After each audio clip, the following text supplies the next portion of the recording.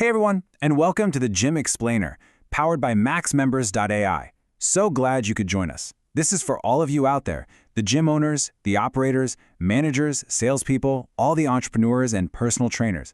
And hey, quick note for those of you looking to open a new gym, or maybe acquire one, or you just need some working capital, we can actually provide funding options up to $500K. The best part, it's unsecured, and there are no restrictions on how you use it. You can check us out at fmconsulting.net. Okay, so today we're diving into a really powerful white paper by jthomas, and our goal here is simple, to give you some real, actionable insights. And this quote, wow, it just perfectly sets the stage, doesn't it? It gets right to the heart of what we're going to unpack today. See, it's not the big, spectacular flameout that's usually the biggest threat. Nope, it's that slow, silent creep of being just good enough. We're going to dig into what that really means and, way more importantly, how you can avoid it. All right, so here's our game plan. First, we're going to define this good enough trap. Then we'll look at 6, kind of sneaky warning signs that you might be slipping into it. After that, we'll get into the good stuff, the high performers playbook. And we'll wrap it all up with a concrete action plan you can literally start using this week. All right, first things first, let's really get our heads around why being comfortable can be so sneaky. This isn't about those big, obvious failures. This is about the slow, quiet erosion of your entire business. Okay, just look at this comparison for a second. Failure? It's like a punch in the gut. It hurts, it's quick, and it forces you to do something right now. But being average, well, nobody panics. It just kind of drifts along, feeling all safe and cozy. But here's the kicker, and the source material is really clear on this. It's often headed for the exact same destination. It's just taking the slow, scenic route to get there. So, you get it, right? Average isn't some safe, stable place to hang out. It actually creates this false sense of confidence, all while the really important stuff, that urgency, that innovation, your brand value, is just slowly leaking away. Jthomas has this great line for it. He calls it erosion disguised as consistency. Man, that's powerful. All right, so let's get really specific now. Because mediocrity, it doesn't show up with a marching band and a big announcement. Nah, it sneaks in through these subtle, everyday routines. So let's run through these signs and see if any of them sound a little too familiar. Okay, first up, you're relying way too much on those good months. You know what I'm talking about. You're popping the champagne in January when the gym is packed, but then you're just dreading that summer slowdown. That's a huge red flag that your systems aren't strong enough. You're basically just riding these seasonal waves instead of creating your own momentum. The top-tier gyms, they build systems that make every single month profitable. Sign number 2 is all about your people. And the source material just nails this one. If your team isn't training every single week, who are they practicing on? Yep, your paying customers. Just let that sink in for a second. Consistent training isn't a cost on your P&L. It's the engine for predictable, sustainable growth. Period. All right, number 3. You haven't reinvested in your facility in over a year. And look, we're not talking about some massive $500,000 renovation here. It could be as simple as a fresh coat of paint, some new signage, maybe updating that worn-out flooring. It's all about signaling constant improvement. Because if your members look around and see that nothing is getting better, what do you think they're going to assume? That everything is slowly getting worse. And then we have sign number 4, and this one is so deceptive because it's quiet.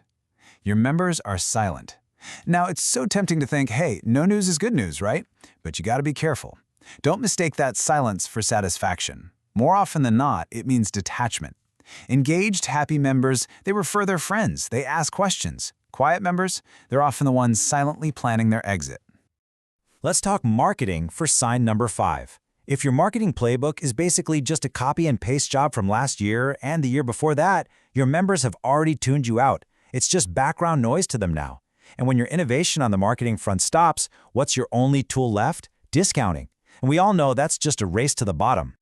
And last but not least, we have sign number 6. And honestly, this might be the most crucial one of all. You aren't measuring your KPIs every week. If you're not looking at your key performance indicators, your numbers, every single week, you're not managing. You're guessing, you are flying blind. And it's a simple truth. What gets measured gets improved. And this table right here, this shows you exactly what the pros are watching. These aren't just, abstract numbers on a spreadsheet. These are the vital signs of your business. Your lead conversions, that tells you how well your team sells value. Churn, that predicts your future cash flow. Every single metric here tells a critical part of your story, week after week. Okay, so we've spent some time identifying the problem and all its sneaky symptoms. Now, let's completely pivot to the solution. Let's look at what the best of the best in this business are doing differently.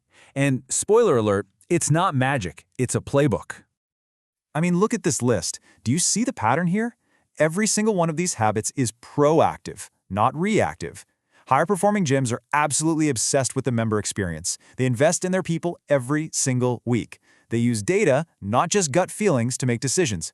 And this one is huge. They reinvent and innovate before the market forces them to.